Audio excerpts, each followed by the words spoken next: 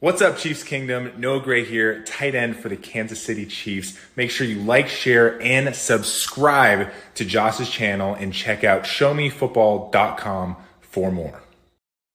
What is up, Chiefs Kingdom? Welcome back to another video on my channel. My name is Josh Fan of showmefootball.com and arrowheadaddict.com, covering your Kansas City Chiefs. And while the Kansas City Chiefs have been relatively active, filling needs so far in free agency, they still need a little bit more.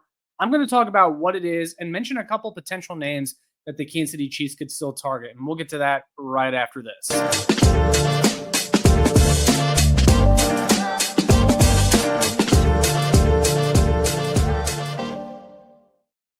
Ladies and gentlemen of the Chiefs Kingdom, the Kansas City Chiefs so far in free agency have done a pretty good job filling some major holes on this team. On the first day of free agency, they went ahead and signed a new left tackle and former 49ers left tackle, Jalen Moore, someone that I think has a lot of upside and is definitely an upgrade over what they had at the position in 2024. They also went ahead and signed former Niners running back Elijah Mitchell, adding some explosiveness to the backfield.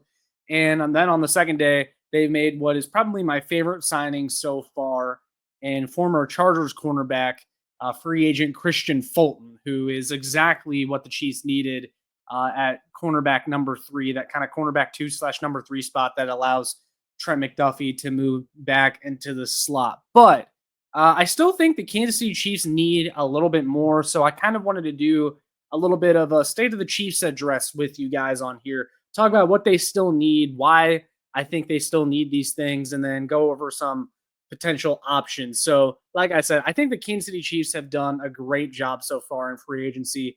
And right now, they're on track to head into the NFL draft without having any major holes. And that's a really good thing, because if you can do that, then you're not pigeonholing yourself into having to draft a certain position. And that's something that I don't think the Chiefs have had in a long time, just kind of that comfort going into the draft, knowing, okay, we don't have to address this position or address this situation in the first few picks. We can just kind of sit back, relax, take best player available at every selection. The Chiefs haven't been able to do that for a while, but if they do this, man, what I'm about to talk about, I think that you could see one of Brett Veach's best drafts yet.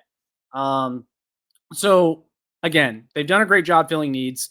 But right now you look at the depth chart, and I think the Kansas City Chiefs still need a couple things. So if the Chiefs were to roll the ball out today and play a game, I think there's really not that many weaknesses. I think they're already better in the secondary than they were last year, despite losing Justin Reed. Getting that cornerback 2, cornerback 3 spot upgraded, I think, is going to do wonders for the Kansas City Chiefs. They have Jaden Hicks in the secondary still, who the coaches really like. He's going to take over that Justin Reed role.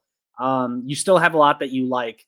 And then on offense, you've already upgraded at left tackle. I feel like you basically brought back all of your wide receiver core. And if you can get Rashee Rice back healthy, you're already better at wide receiver.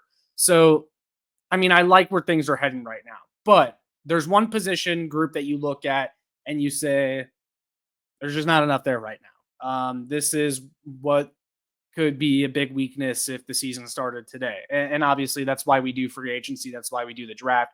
This isn't the Chiefs' final roster, but defensive line, guys.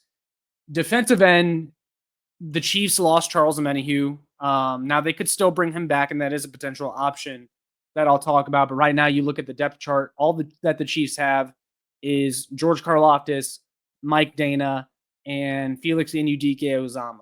Charles Omenihu is obviously the pass rush specialist that the Chiefs had the last couple of seasons. The problem is he hasn't been there for the full season for the past couple of years. And I think that's kind of what is hurting his market right now. And that's why you haven't seen him go anywhere yet. And there's still potential that the Chiefs sign him. And then also you look at the defensive tackle position.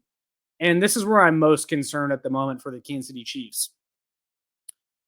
The Chiefs typically play 3 to 4 defensive tackles in a given game. Right now, the only defensive tackle that we know for sure is going to be on this team and is under contract is Chris Jones. Everyone else is a free agent. Tershawn Wharton already signed with the Panthers. Derek Knighty's a free agent. Mike Pennell's a free agent. Pretty much the Chiefs have nothing lined up next to Chris Jones right now. They have nothing behind Chris Jones right now. And I'm a little bit concerned right now as to what the Chiefs' plan is at defensive tackle. this is not a position that they've invested a lot in outside of Chris Jones for the past several years. They've kind of ho-hummed and they've brought back Derek Nottie and Mike Pennell every single year on 1-year deals. It was basically infinite 1-year deals at the position besides Chris Jones. I don't like that. I want them to secure the position with guys that are going to be here, for a while, an injection of talent. And they've kind of neglected it in the draft the last couple of years. Again, they've ho-hummed in free agency. Now's the time to jump in on that veteran free agent market at defensive tackle and grab some guys, some bodies. I'm not even talking about star players or anything like that, just bodies. That's what the Chiefs need at this point. But they've been missing out a little bit because today a lot of the defensive tackles flew off the board. Neville Gallimore, the former Rams defensive tackle, he's now off. Levi Onwuzurike, I think that's how you say it. Going back to the Lions, that was one that I thought the Chiefs should jump in on. Roy Robertson Harris off the board. A lot of guys that I liked for the Kansas City Chiefs are off the board. And the defensive tackle free agent market is really thinning out right now. And of course, yes, the Kansas City Chiefs still have the NFL draft. And guys, this is a very deep defensive tackle class. So I can assure you the Chiefs will draft at least one defensive tackle. And that's fine. I think they can grab some talented guys at defensive tackle in this draft. But the Chiefs right now need 2, 3, maybe even 4 defensive tackles. And they only have one. You can't spend 3 draft picks on defensive tackle. That's not how this is going to get fixed. The Chiefs have to bring in bodies at defensive tackle. Now, I did cut out a picture of available free agents, and this is courtesy of SpotTrack.com of who is available along the defensive line. You guys can see there aren't that many names left. You got Raekwon Davis from the Indianapolis Colts at defensive tackle, Austin Johnson of the Buffalo Bills. It just is not much left right now. A little bit further down the list, there's Khalil Davis from the Niners. There's just not much right now. So I question what the Kansas City Chiefs are going to do at defensive tackle. One thing I would like to see them do is bring back Mike Pennell. I think Mike Pennell is a good rotation player to have, run stuffing defensive tackle. So if you can bring him back, and I think that's actually pretty likely, then cool. There's one of your defensive tackles. Still need a little bit more, probably at least one more free agent. I don't know who that is at this point. I'm very interested to see what the Chiefs do. It was a little annoying, though, earlier today to see the Chiefs tender Jack Cochran and Najee Johnson. That pays both of those guys $3 million.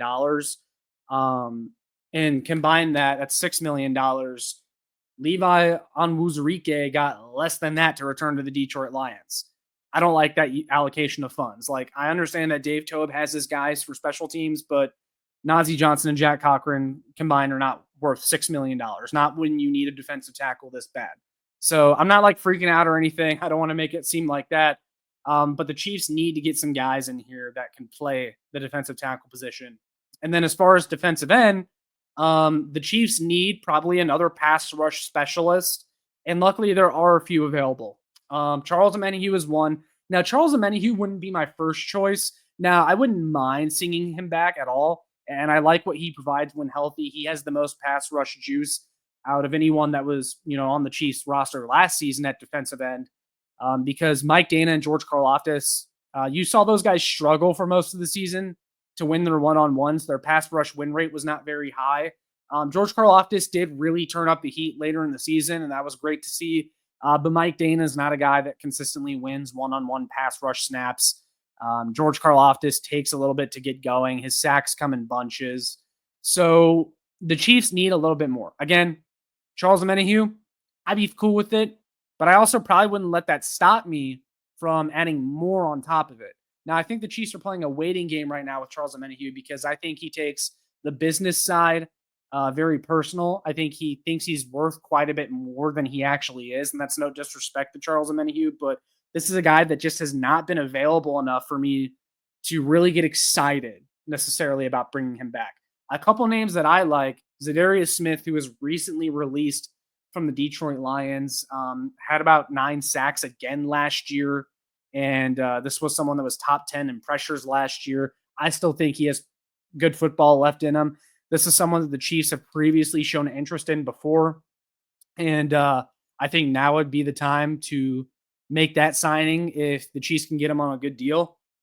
And then someone I really like, and I think this would be best case scenario, but Azeez Ojulari from the New York Giants, current free agent, still only 24 years old, but he would be by far the most athletic and the twitchiest pass rusher at defensive end that the Chiefs would have on roster. I would love to see that guy get in here, play next to Chris Jones, opposite of George Karlaftis, and just wreak havoc on those pass rushing downs, because I think that's kind of what the Chiefs were looking for. And Joshua Uche, when they traded for him, for whatever reason, didn't work out. Spags didn't like him. But Azeez Ojulari, that's like a much better version of Joshua Uche.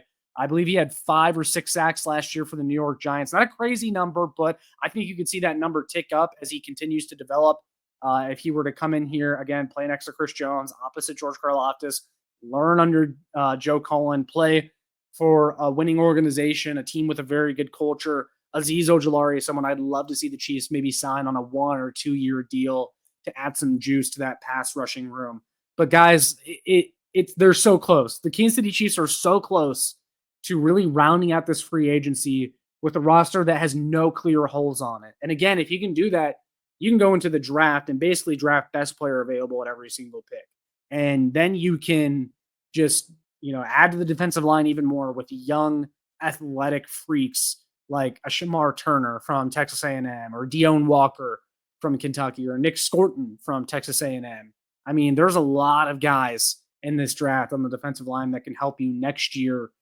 And the Chiefs, they just need to add a little bit more in free agency, though, because otherwise those are going to be 2 really big holes where you're just going to have to spend every draft pick on those 2 positions. And I don't want the Chiefs to have to do that. So I think the Kansas City Chiefs will continue to make moves. You're going to see that in the coming days. I think they'll make some smaller signings for defensive tackle help, defensive end help. But yeah, I mean, they got to jump in soon, though, because Draymond Jones, that was another guy I liked, recently released from the Seahawks, and he went off the board earlier today. Like, I'm waiting for the Chiefs to jump in on this defensive tackle market. These guys are going for very cheap contracts. So we'll see what happens. I know Brett Veach knows what he's doing. He knows that we need a defensive tackle, multiple defensive tackles and defensive ends. I'm just getting really anxious because I want to know who it is. I want to know what the plan is. I would love to be a fly on the wall in that office that Brett Veach is making these calls, but unfortunately it just doesn't work that way. But definitely want to hear from you guys in the comments down below what you guys think the Chiefs still need in free agency. If you agree, disagree with me, definitely let me know. All that being said, make sure you like, share, and subscribe so more Chiefs fans can find this. Make sure you check out my work on showmefootball.com, arrowheadaddict.com for more. And last but not least, follow me on Twitter at showmefb. That's all I got for you guys in this one. I'll see you all in the next one. And as always, go Chiefs.